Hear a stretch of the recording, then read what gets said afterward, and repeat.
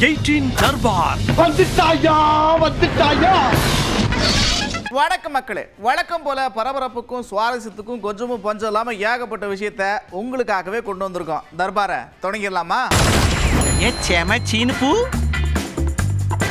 ஒட்டுமொத்த நாட்டையே அதிர்ச்சிக்குள்ளாக்கிய பெஹல்காம் தாக்குதலுக்கு பிறகு இந்திய ராணுவம் முழு வீச்சில் தயாரா இருக்கு. எந்நேரமும் நாங்கள் தயாரா இருக்கோம் அப்படின்றத எடுத்துக்காட்டுற வகையில் அப்பவே ஏவுகணை சோதனை எல்லாம் பண்ணாங்க. இப்போ அப்டேட்டட் வெர்ஷனை ரிலீஸ் பண்ணியிருக்கிறாங்க.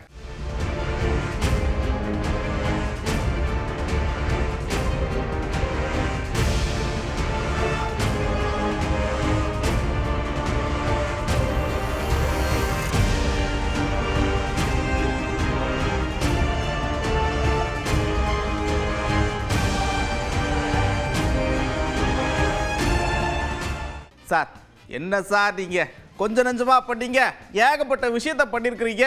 நீங்க பண்ணதை மறக்கவும் மாட்டோம், மன்னிக்கவும் மாட்டோம் அப்படின்னு பட்டியல போட்டு தமிழ்நாட்டுக்கு எடப்பாடி பழனிசாமி செஞ்ச துரோகம் அப்படின்னு போஸ்டர் ஒட்டியிருக்கிறாங்க நெல்லையில.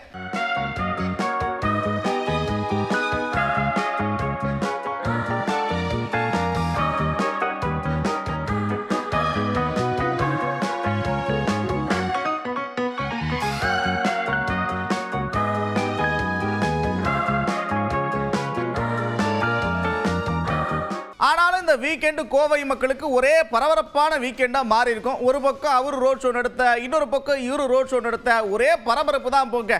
சர்வதேச ஹாக்கி மைதானத்துக்கான அடிக்கல் நாட்டு விழாவுக்கு சென்ற துணை முதலமைச்சர் உதயநிதி ஸ்டாலினுக்கு பயங்கர வரவேற்புன்னா பார்த்துங்க.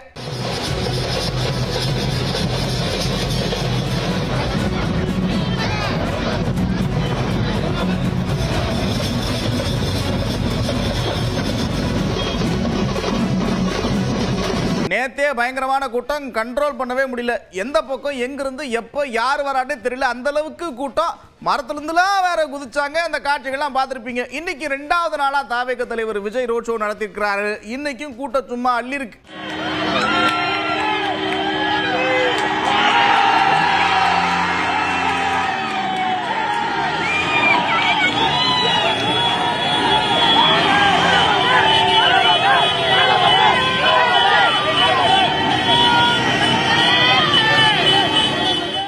ஒரு 8500, இன்னைக்கு ஒரு 8500, ஒரு 16,000-17,000 பேர் உட்கார்ற மாதிரி எல்லா ஏற்பாடும் பண்ணியிருக்கிறோம் அப்படின்னு தாவேக சார்பில் சொல்லியிருந்தாங்க. இருந்தாலும் எதிர்பார்த்ததை விட பயங்கர கூட்டம். இப்போ பாவம் பாசு கிடைக்காம பச்சைலாம் குத்திருக்க, என்ன உள்ள விட மாட்டாங்கன்னு ஒருத்தங்க எப்படி எழுதிருக்காங்க பாருங்க.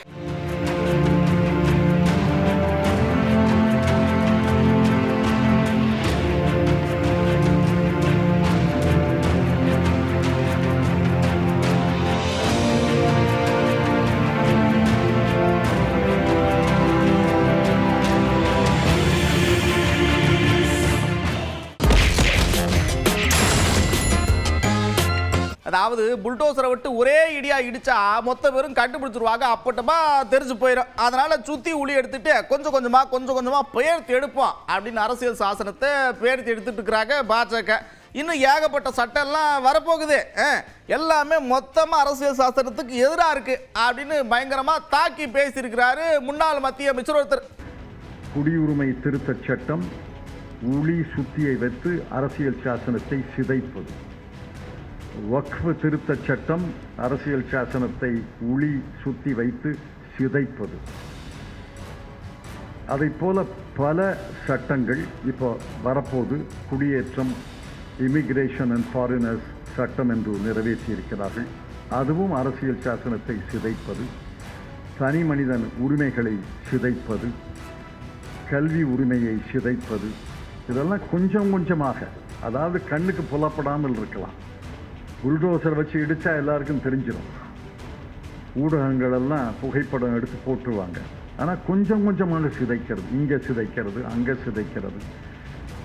அதை போல அரசியல் சாசனத்தை சிதைப்பதற்கு அவர்கள் தயாராக இருக்கிறார்கள் என்பது மட்டுமல்ல, அதற்கு ஒரு திட்டம் வைத்து கொஞ்சம் கொஞ்சமாக ஓரடியாக நின்று நிதானித்து சட்டங்களை இயற்றி வருகிறார்கள்.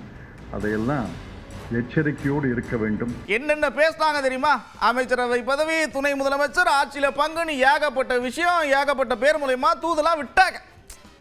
இன்னொரு பக்கம் அவர் பக்கம் கூட்டணிக்கும் கதவுலாம் திறந்திருக்கு அப்படிலாம் கூட பேசிக்கிட்டாங்க. ஆனால் மொத்தத்தையும் நான் அடைச்சிருக்கேன், எல்லா கதவையும் அடைச்சிருக்கேன், என்னை வந்து சாதாரணமாக இடப்படாதீங்க, சாதாரண அரசியல்வாதி நான் கிடையாது அப்படின்னு சொல்லியிருக்கிறார் அண்ணன்.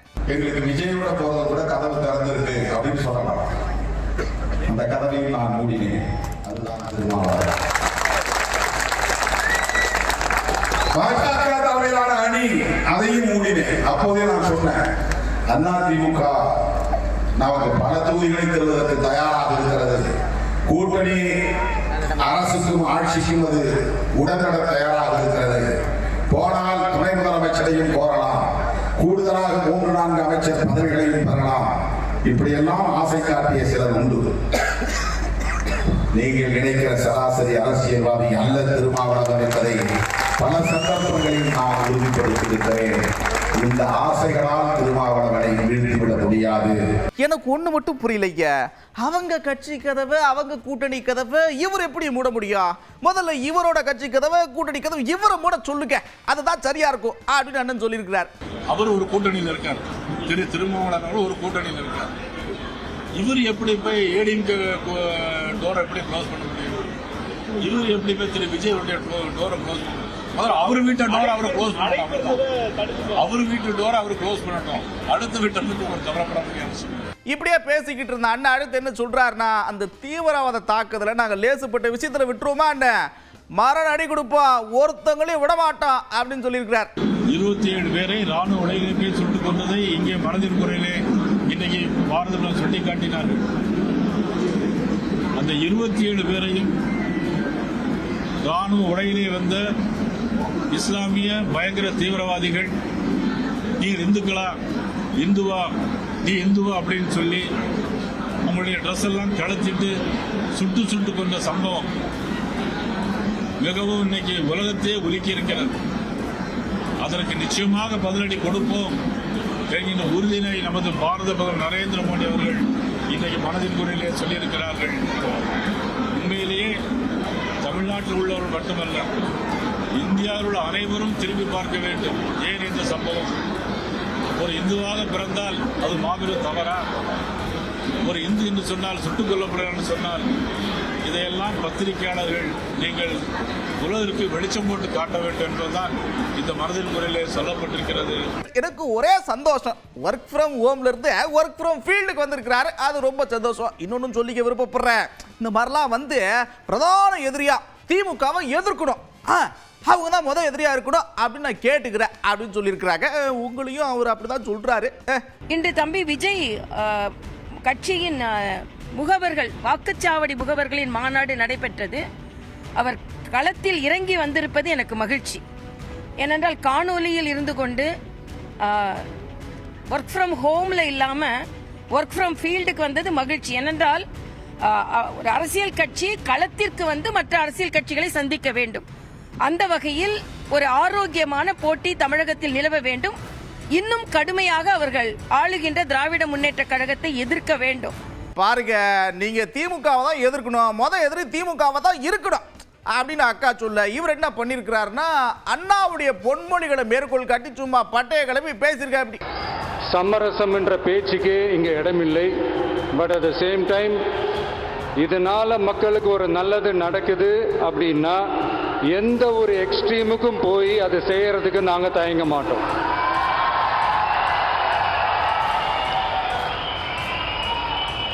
நம்மளுடைய இந்த ஆட்சி அமைஞ்சதும் ஒரு சுத்தமான, ஒரு கிளீனான ஒரு கவர்மெண்ட்டாக இருக்கும். நம்மளுடைய கவர்மெண்ட்ல கரப்ஷன் இருக்காது, கல்பிரிட்ஸ் இருக்க மாட்டாங்க.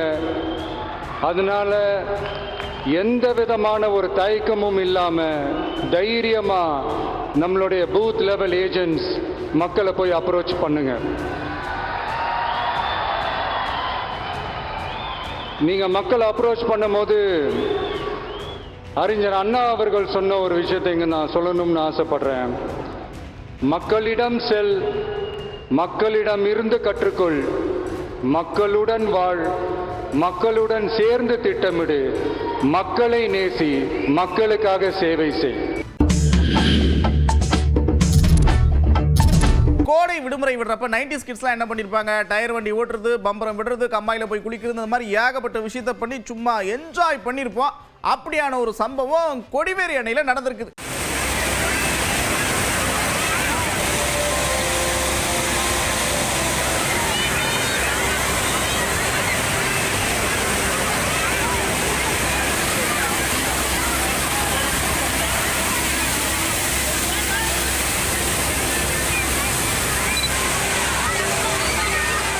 சென்றாயக்கவுண்டனூர்ல வந்து எருது விடும் விழா சும்மா பட்டையை கிளப்பியிருக்காங்க மக்கள்லாம்.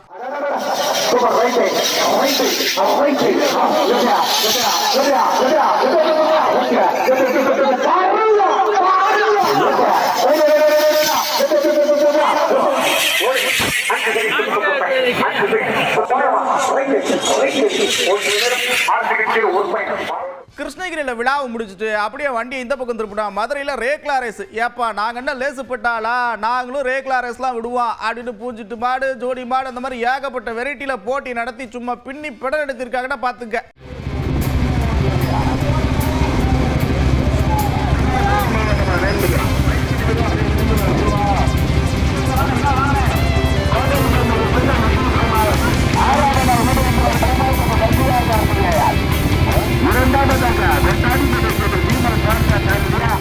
நீங்க மாட்டு வண்டி பந்தயம் நடத்தினா நாங்க ஜல்லிக்கட்டு நடத்த மாட்டோமா, நாங்களும் லேசுப்பட்டாலா என்ன பயங்கரமா நடத்துவோம் அப்படின்னு கோவை மக்கள் ஜல்லிக்கட்டு போட்டியை நடத்தியிருக்கிறாங்க.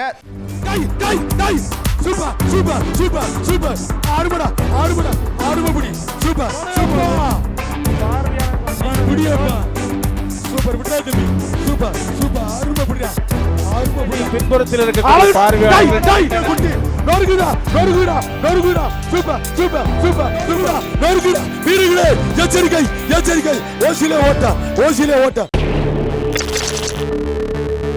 கிருஷ்ணகிரி மாவட்டத்தில் தேன்கனி கோட்டை, அஞ்சட்டி, தளி இங்கெல்லாம் யானை பயங்கரமா அப்பப்போ காட்டு விட்டு வெளியில வந்துகிட்டு இருக்குது. மக்கள்லாம் கொஞ்சம் சூதானமா போங்க. இங்க பாருங்க, அஞ்சட்டி பக்கத்தில் இப்படித்தான் ஒரு விவசாயி யானை தாக்கி உயிரிழந்திருக்கிறாரு. கொஞ்சம் சூதானமா இருங்கன்னு வனத்துறை எச்சரிக்கை விட்டுருக்கிறாங்க.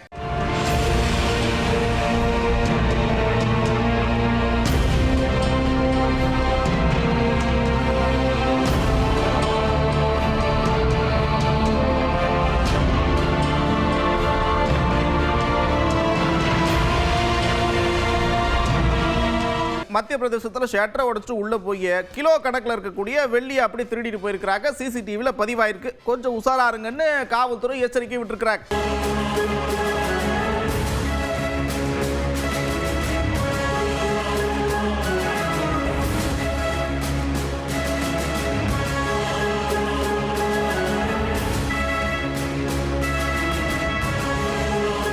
இன்னொரு பக்கம் அதே மத்திய பிரதேசத்தில் ஒரு சம்பவம் நடந்திருக்கு. டூ வீலர்ல போறப்ப கையோட கல்ல கொண்டு போய் சாலையோரமா நிக்கக்கூடிய கார் கண்ணாடியை போட்டு உடைச்சிட்டு போயிருக்கிறாங்க. என்ன காரணம் தெரியல, போலீஸ் விசாரிக்குது.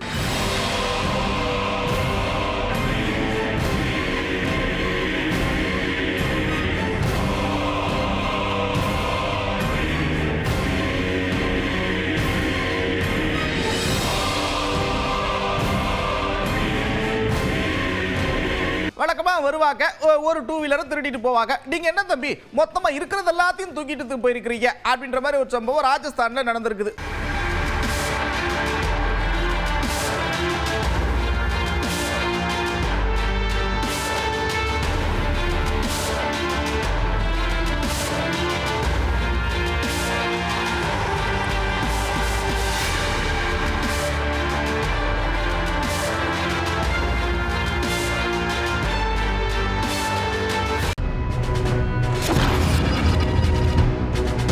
ஹாய் ஃப்ரெண்ட்ஸ், இப்போ பாருங்க ஃப்ரெண்ட்ஸ், இப்போ நாம எங்க இருக்கோம்னா ஃப்ரெண்ட்ஸ், இந்த மாதிரி வீடியோலாம் பார்த்துட்டு பிரம்மாண்டமா இருக்கே, நம்மளும் ஒரு முறை போயிட்டு வருவோம் அப்படின்னு நிறைய பேர் அவளோட போயிருப்பீங்க. ஆனால் போனதுக்கப்புறம் என்னப்பா இங்கே ஒன்றுமே இல்லை அப்படின்ற மாதிரி இருந்திருக்கும். அந்த மாதிரி உங்க வாழ்க்கையில என்ன சம்பவங்கள்லாம் நடந்திருக்குது, போய் ஏமாந்த விஷயங்கள் என்ன, அடடா உண்மையிலேயே சூப்பரா இருக்கே அப்படின்னு ஆச்சரியப்பட்ட விஷயங்கள் என்ன அப்படின்னு மக்கள்கிட்ட கேட்டிருக்கோம். மக்கள் பல விதமான கருத்துக்களை சொல்லியிருக்கிறாங்க. பார்ப்போமா? நாங்கள் வந்து காஷ்மீர் டூர் போயிருந்தோம். அங்கே பனிப்பாறை இருக்கும் அப்படின்னு சொல்லி ரொம்ப ஆசையாக போயிருந்தோம். ஆனால் அங்கே நாங்கள் போய் சுற்றி பார்க்க போகும்போது பனிப்பாறையே பார்க்க முடியலை எங்களால். நாங்கள் எதிர்பார்த்து போனது உண்மைக்கே கொடைக்கானலுக்கு எக்ஸ்பெக்ட் பண்ணி போனோம். சரி கூலிங்காக இருக்கும், நல்லா இருக்கும், ஜிலு ஜிலுன்னு இருக்கும் நான் நினச்சி போனோம். ஆனால் அங்கே போய் பார்த்தோம்னா ஒன்லி அந்த ஆகாய நீர்வீழ்ச்சி மட்டும் நல்லா இருந்துச்சு. திருமணி சங்கம் போனால் அங்கே என்ன சொன்னாங்க, போட்டில் போனால் நல்லா இருக்கும்ப்பா, நல்லா பார்க்கலாம், நல்லா குளிக்கலாம் அப்படின்ட்டாங்க. போட்டில் போனால் ஆனால் அந்த இடத்துல எங்களுக்கு குளிக்கிறதுக்கு அந்த வாய்ப்பு இருக்குது, நல்லா இல்லை. மலர் கண்காட்சியில் ஆனை மாதிரி செஞ்சுருப்பாங்க, தாஜ்மஹால் செஞ்சுருப்பாங்க, மயில் மாதிரி இருக்கும், புலி மாதிரி இருக்கும், அப்படின்லாம் அழகழகாக சொன்னாங்க. எதுவுமே கண்காட்சியில் நல்லா இல்லை. சிவகங்கை போக வேண்டிய சூழ்நிலை ஆச்சு. அங்கே வந்து வேலுநாச்சியார் வீரமங்கை அவங்களோட அரண்மனை இருக்குது. நாங்கள் தேடி போய் பார்த்தேன், உள்ளே போய் பார்த்தா ஒன்றுமே இல்லைங்க. ரீசெண்டாக பொள்ளாச்சி டாப் ஸ்லிப் போனோம், பட் அங்கே நாங்கள் எதிர்பார்த்த மாதிரி ஒன்றுமே இல்லை. ரொம்ப ஹைப் கொடுக்குறாங்க கேரளா கொச்சின் அப்படின்ட்டு, பட் ரொம்ப காமனாக தான் இருக்காங்க. ஒன்றும் அந்தளவுக்குலாம் ஹைப் கொடுக்குற அளவுக்குலாம் இல்லை. ஊட்டி எஸ்டேட் போனோம் நல்லா இருக்குன்னு சொல்லிட்டு, ஆனால் அங்கே அந்தளவுக்கு சாட்டிஸ்ஃபைங்காக இல்லை. பணம் காசு செலவு மட்டும் போகிறோம், அந்த அளவுக்கு எனக்கு ஃப்ரீடமாக இல்லை, ஃப்ரீடமும் சந்தோஷமும் கிடையாது எனக்கு. கள்ளக்குறிச்சியில் உள்ள ஒரு மேகம் பால்ஸுக்கு நான் போயிருந்தேன். அது வந்து நான் எதிர்பார்த்த அளவுக்கு அந்த இடத்துல எனக்கு வந்து திருப்தி கொடுக்கல. அது பேரூர் பக்கத்தில் கேரின்னு ஒரு ஏரியா, எல்லாருமே சொன்னாங்க அந்தளவுக்கு வந்து இருக்காது, ஒருத்தர் இருக்காது, நல்லா இருக்காதுனாங்க.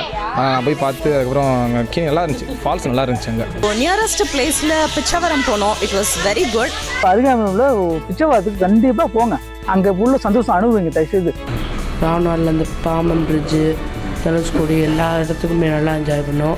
இங்கே டான்ஸூர் வந்திருக்கேன், ஸோ ரியலி என்ஜாய், எல்லாமே நல்லா இருக்கு. அங்கே பாருங்க, நடன திருவிழான்னா இப்படி இருக்கணும் அப்படின்ற மாதிரி ஒரு பயங்கரமான ஃபெஸ்டிவல் நடத்தியிருக்கிறாங்க மெக்சிகோவில். அதாவது பாரம்பரியம், நவீனம் அப்படி இப்படின்னு எல்லா டான்ஸையும் ஆடி சும்மா கலக்கி எடுத்திருக்கிறாங்க.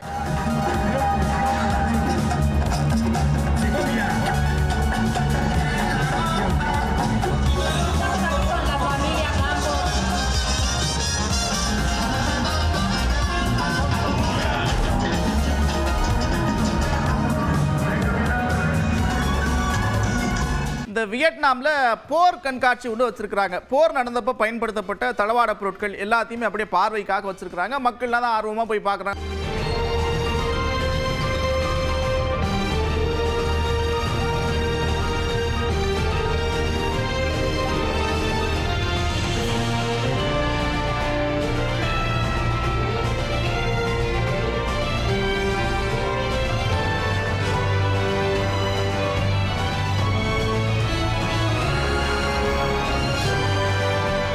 நெதர்லாந்தில் இப்படி தான் கூட்டத்திலேருந்து விலைக்கு வந்த சீல் விலங்கு என்ன பண்ணிடுச்சுன்னா, பாவம் அடிபட்டுருக்கு போல் இருக்கு. அங்கே இருக்கிறவங்கலாம் பயங்கரமாக பராமரிக்கிறாங்க. அந்த சந்தோஷத்தில் துள்ளி குதிக்குது. அந்த காட்சிகளை பாருங்க எவ்வளோ அழகுது.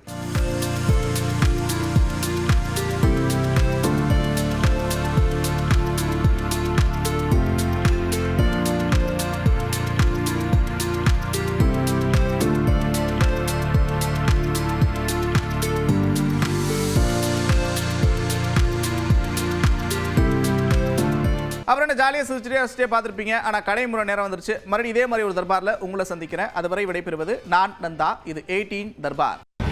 18 தர்பார் வந்துட்டாயா.